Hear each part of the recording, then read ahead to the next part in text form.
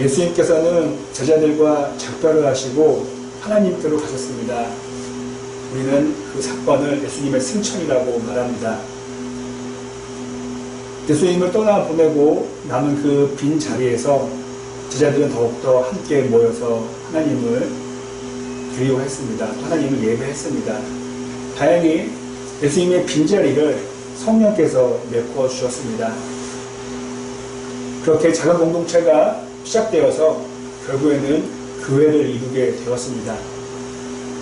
오늘 본문을 보면은 대표적인 교회가 두 곳이 나옵니다. 한 곳은 이스라엘의 예루살렘 도시에 있었던 예루살렘 교회가 있었고요. 또 다른 하나는 이스라엘이 아닌 시리아에 있었던 도시 안디옥에 있었던 안디옥 교회였습니다. 처음에 말씀드린 예루살렘 교회는 저희가 잘 아는 베드로와 다른 사도들이 중심이 되어서 이끌어갔던 교회입니다. 그리고 시리아에 있었던 안디옥 교회는 중심을 말하기는 딱히 어렵지만은 그곳에서 사역한 두 사람이 저희가 잘 아는 바나바와 바울이었습니다.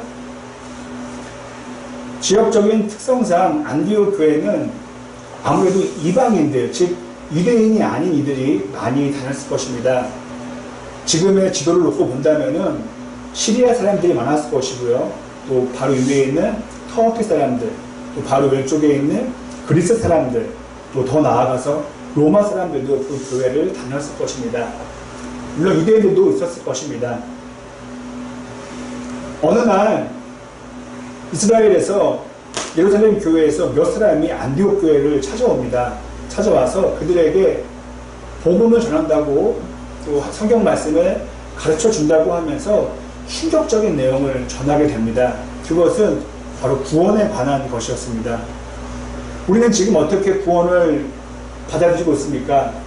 우리 기독교의 입장은 예수님을 믿으면 구원을 받는다고 저는 그렇게 믿고 있습니다.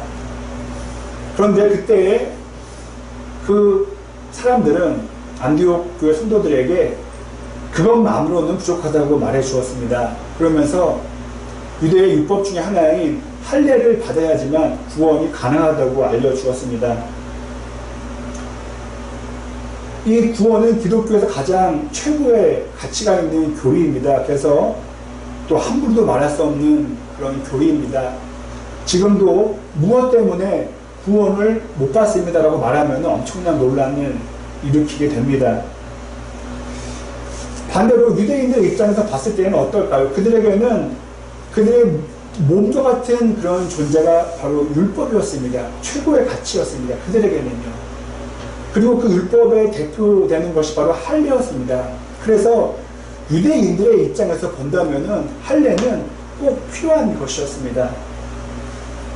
그리고 그 할례가 너무도 중요했기 때문에 구원에까지 영향을 미친다고 그들을 여겼던 것입니다. 물론 지금 우리 입장에서는 그까지 할례가 뭐가 대수냐라고 생각할 수 있겠지만은 당시 유대인들에게는 전혀 그러하지 않았던 것이죠. 생각해보면은 충분히 저희가 상상할 수 있습니다. 그 안디옥 교회에 믿음만 있으면 된다라는 대부분의 사람들과 그렇지 않다, 할례가 필요하다고 말하는 사람들과의 갈등이 벌어지게 되었습니다. 심한 다툼이 일어났던 것이죠. 그때 바울과 바나바는 그들과 맞서서 얘기했습니다. 믿음이 가장 중요하고 믿음만 있으면 구원을 받습니다라고 그들의 주장을 펼쳤습니다. 성경을 보니까 그들과의 충돌이 있었다고 말합니다. 또 많은 논쟁이 있었다고 말합니다. 참고로 성경에 기록된 바울의 글들을 보면은 바울은 상당히 많은 지식이 있었습니다. 유대의 율법과 유대의 전통, 그리고 그 당시 철학에 대해서 많은 것을 알고 있었습니다. 그런데 바울이 그 자리에 있었어도 그 논쟁이 해결되지 못했다는 것입니다. 제 개인적인 생각으로는 베드로와 다른 사도들의 그런 지식보다, 그런 전통에 대한 이해보다 바울이 훨씬 더 많이 유대의 전통에 대해서 알았을 것입니다. 충분히 논방이 가능했다는 것입니다. 그런데 바울이 있었어도 안디옥 교회에서의 논쟁은 끝나지 못했습니다. 그렇게 된 결정적인 이유는 무엇입니까? 제가 답을 알려드린다면은 바울에게는 그 당시에 권위가 없었던 것입니다. 영적인 권위가 없었던 것입니다. 지금 저희도 재판장에 갈 일은 거의 없지만은 누가 판결을 내립니까? 변호사입니까? 검사입니까? 아닙니다. 판사 위치에 서고 판사 옷을 입은 사람만 결정을 내릴 수가 있습니다. 그에게 법적인 권위가 있기 때문입니다. 하지만은 좀 그림을 그려본다면은 당시 바울에게는 판사의 위치에 설 수 없는 그런 상황이었다는 것입니다. 그가 아무리 많은 유대 율법을 알았어도 그가 신비한 경험을 체험했어도 권위는 없었습니다. 그래서 안디옥 교회에서는 방법을 하나 만들어냈습니다. 그것은 바울과 바나바와 또 안디옥 교회의 대표가 되는 성도들이 함께 안디옥 교회를 떠나서 예루살렘 교회를 방문하는 것이었습니다. 그곳에 가서 좀 답을 얻어오기를 바랬던 것입니다. 예루살렘 교회에 그들이 와서 이런 문제를 내놓았습니다. 그런데도 이 문제는 쉽게 해결되지 못했습니다. 생각해 보십시오. 베드로와 다른 사도들이 함께 있었어요. 충분히 많은 것을 아는 사도들이었지만 이렇다 저렇다 함부로 말하기가 어려웠다는 것입니다. 그만큼 한 번 더 말씀드린다면 할례는 정말 중요했다는 것입니다. 그 누구도 할례 필요 없어라고 함부로 말하지 못했다는 것입니다. 사도들과 장로들이 그 당시 장로들이라고 한다면 좀 목회자 그룹이었겠죠. 많은 논의를 거친 후에 베드로가 입을 열게 되었습니다. 베드로의 답변은 이거였습니다. 할례가 없어도 율법이 없어도 예수님을 믿으면은 구원은 이루어집니다. 이렇게 답해 주었습니다. 성경을 보면은 그가 그 말했을 때 모든 회중이 조용했다고 전하고 있습니다. 이 한 구절이 베드로의 권위를 상징적으로 보여주는 장면입니다. 우리가 법정에서 판사가 어떤 내용을 설명했을 때, 판결했을 때 그거에 대해서 다른 의견을 낼 사람은 아무도 없습니다. 판사가 아니기 때문에 그렇죠. 정리해서 말씀드린다면은 바울이 주장을 했고 베드로가 영적 권위를 갖고 그 주장을 뒷받침해 주었던 것입니다. 한번 우리가 다른 상상을 해보겠습니다. 이때에 이 중요한 회의가 있을 때 만일 예수님이 계셨더라면 어떻게 됐을까요? 예수님이 계시는 거예요, 그 자리에. 그렇다면 여러분, 논쟁은 벌일 필요가 없는 거예요. 의견을 다툴 필요가 없는 거예요. 예수님께 한번 여쭤보면 되는 거예요. 예수님, 어떻게 생각하십니까? 할례가 꼭 없어야 됩니까? 그래야 구원이 이루어집니까? 이 한마디 여쭙고 예수님께서 답해 주시면 끝나는 거였어요. 그런데 예수님이 안 계시기 때문에 이야기가 많아졌던 것입니다. 그 당시 사람들은 예수님이 안 계시니까 그나마 예수님의 뜻과 가깝게 들 수 있는 의견을 찾은 것이죠. 그래서 바로 베드로에게 영적 권위를 부여했던 것입니다. 예수님은 안 계시지만은 아마도 가장 예수님의 생각과 가까운 답변을 했을 사람은 베드로야. 아쉽게도 바울까지는 아니었던 것이죠. 여러분, 바울과 바나바가 있었던 안디옥 교회에 이런 갈등과 충돌이 있었더라면 우리 한국 교회에도, 아니 전 세계 교회에도 이와 같은 상황들이 충분히 일어날 수 있다는 것입니다. 게다가 베드로와 많은 사도들이 있었음에도 불구하고 이러한 문제들이 쉽게 해결되지 않았다는 것은 우리 교회 내, 우리 공동체 내에 어려움이 있어도 이것이 쉽게 해결되지 않을 수도 있다는 것입니다. 그렇다면 우리는 우리 공동체 가운데 또 다른 신앙들과의 관계 가운데 일어나는 갈등을 어떻게 해결할 수 있을까요? 답은 하나입니다. 예수님을 찾아가서 예수님께 여쭤보는 것입니다. 예수님이 안 계시잖아요. 또 베드로를 비롯한 사도들도 없지 않습니까? 그렇기 때문에 우리가 가장 신뢰할 수 있는 것, 가장 희망을 둘 수 있는 것은 바로 성경책입니다. 이것은 어떤 심볼이 아닙니다. 그냥 그 자체 존재입니다. 예수님의 다른 모습인 것입니다. 물론 아쉽게도 성경에 대한 해석이 저마다 다 다릅니다. 누구는 A를 얘기하고 누구는 B를 얘기하고 누구는 또 C를 얘기합니다. 그래서 그런 부분이 아쉽긴 하지만 그래도 우리가 붙잡을 수 있는 기준은 성경 외에는 없습니다. 참고로 성경 해석이 많이 지나치게 다르고 어긋난다면 우리가 도움받아야 될 것은 바로 신학입니다. 제 말씀은 신학을 공부하시라는 것이 아니라 주변에 있는 신학책만 많이 보셔도 이런 잘못된 오류적인 해석을 막을 수 있다는 것입니다. 전통적인 나름 건전한 해석을 이룰 수 있다는 것입니다. 베드로가 그렇게 말한 후에 곧바로 이어서 야고보가 그의 의견을 펼쳤습니다. 그건 역시 할례가 중요하지 않다는 것입니다. 믿음만 있으면 된다는 그런 주장이었습니다. 그때 그는 그냥 내 의견은 이러라고 말한 것이 아니라 구약 성경을 그는 언급했습니다. 성경, 즉 예수님을 대동한 것입니다. 우리는 개인적으로 신앙생활을 하면서 많은 갈등을 겪습니다. 좀 표현이 그렇지만은 나만 이렇게 바보처럼 살아야 돼? 나만 이렇게 이해해주면 손해보면 살아야 돼? 이런 우리는 걱정을, 솔직히 갈등을 하게 됩니다. 그리고 다른 사람들과 함께하는 이 교회 생활에서도 많은 갈등을 듣게 됩니다. 내가 꼭 저 사람과 함께 신앙생활을 해야 될까? 나와 안 맞는데 꼭 내가 저 사람과 차를 마시고 대화해야 될까? 이런 갈등은 어느 교회든지 다 있습니다. 이때 우리가 우리 개인적인 신앙생활과 공동체적인 교회 생활을 잘 이루어가려면은 가장 안전한 방법인 성경책을 붙잡는 것입니다. 여러분 다 경험해 보셨을 겁니다.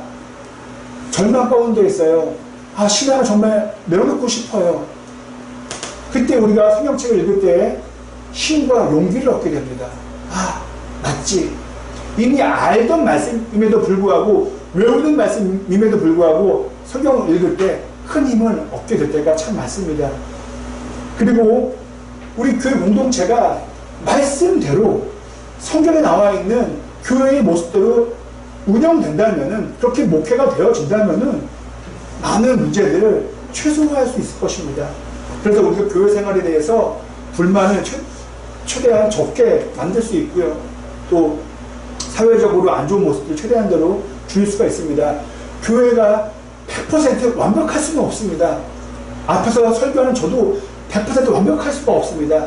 대신에 그 핑계로 너무도 많은 잘못을 행해서는 안 될 것입니다. 막을 수 있는 것, 목사와 성도들이 성경으로 교회 생활을, 성경 말씀대로 교회 생활을 하는 것밖에 없습니다.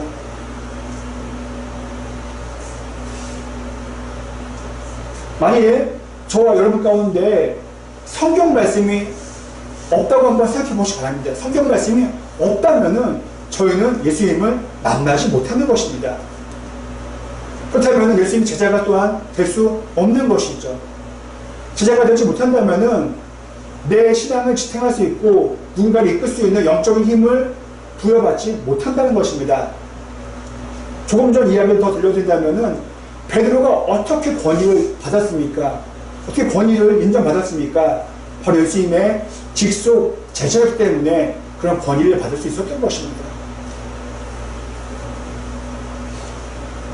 끝으로 할례를 주장했던 유대인들을 한번 살펴봤으면 합니다. 유대교에 있다가 예수님을 믿게 되었어요. 그래서 유대인 기독교인들이었습니다. 그들에게는 이 율법이 전부였어요. 태어날 때부터 그의 모든 가치 기준이 바로 율법이었습니다. 우리가 뭐 자주 하는 표현처럼 뼛속부터 한국 사람입니다. 우리가 축구를 할 때 그 뜨거운 열기가 있지 않습니까? 응원할 때 정말 우리가 뭐 크게 대한민국에서 받은 것은 많지는 않을 수 있어도 그냥 올림픽 경기나 월드컵 경기 볼 때 우리가 정말 뜨거운 마음을 얻게 됩니다. 그것은 그냥 대한민국에서 잘하고 성장했기 때문에 그렇습니다. 그 유대 기독교인들 입장에서도 그 율법이 대단했던 것입니다. 국정만큼 대단했던 것입니다. 그래서 그들이 비난받을 걸 각오하고도 할례가 필요했다고, 할례가 필요하다고 주장했던 것입니다. 구원이 이루어지지만은 할례가 없으면은, 율법이 없으면 안 됩니다라고 그들은 말할 수밖에 없었던 것이죠. 그들이 변호한다면요.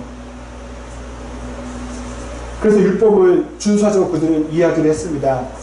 그러나 너무 멋있게도 그들은 예루살렘 회의의 결과를 따랐습니다. 베드로와 야고보가 그건 아닙니다.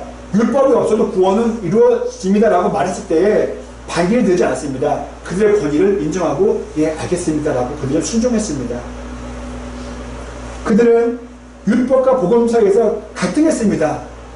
하지만은 최종적으로 예수 그리스도의 예수 그리스도의 복음을 붙잡았던 것입니다.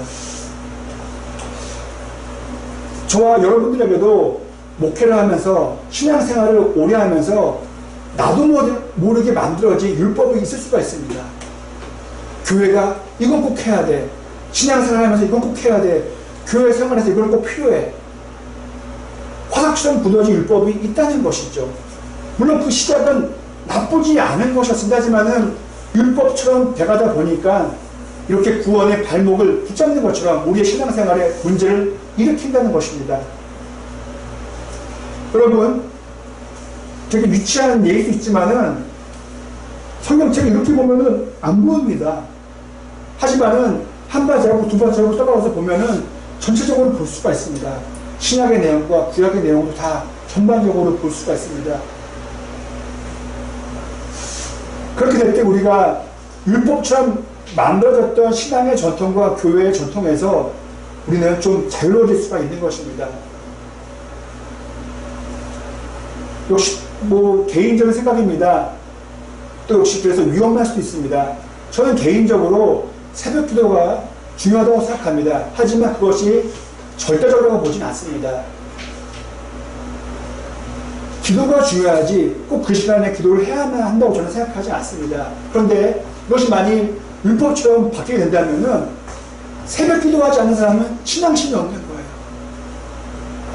새벽 기도는 반드시 무슨 수가 있어도 해야 된다는 것입니다. 하지만은 직장 생활 때문에, 가정 생활 때문에 못할 수도 있다는 것이죠. 대신에 그 새벽에 못하더라도 아침에 점심에 기도하면 되는 것이죠. 제가 말씀드린 것은 바로 이것이 새벽 기도가 정말 좋은 것이지만은 율법으로 변질되면은 새벽 기도 안 하는 사람들은 잘못된 그리스도인이라고 정죄할 수 있다는 것입니다. 저는 목회를 하면서 가장 염려하는 것이 있습니다. 그것은 제가 여러분들에게 저도 같이 달을 가리키는데 달은 보라고 하지 않고 제 손가락만 보라고 할 때가 있다는 것입니다. 복음을 전하지 않고 성경의 진리를 전하지 않고 제 신학적인 사상, 제 가치관, 제 목회 방침만 전할 때가 있다는 것이죠. 이것은 율법처럼 아주 위험할 수 있다는 것입니다. 여러분, 만일 저의 설교가, 저의 가르침이 성경적이지 않다면 받아들여서는 안 됩니다. 아무리 제가 여러분들과 목회를 한다 할지라도. 언제 받아들입니까? 구독제 목사의 목회 방침과 설교가 성서적일 때에만 받아들일 것입니다. 한 번 더 말씀드린다면 고민해요. 목회를 한다고 하면서 내 일을 하는 것은 아닌가. 저희 모두는요, 저도 달을 가르치지만은 제가 자주 하는 말이죠. 우리 모두는 달만을 봐야 합니다. 왜냐? 가장 중요한 것은 달이기 때문입니다. 제 손가락은 전혀 가치가 없는 겁니다. 그냥 방향만 알려드리는 것이죠. 부디 저와 여러분들이 그 달빛을 보고 그리고 어두운 이 밤길을, 인생의 길을 그 빛의 도움받아서 잘 걸어갈 수 있었으면 합니다.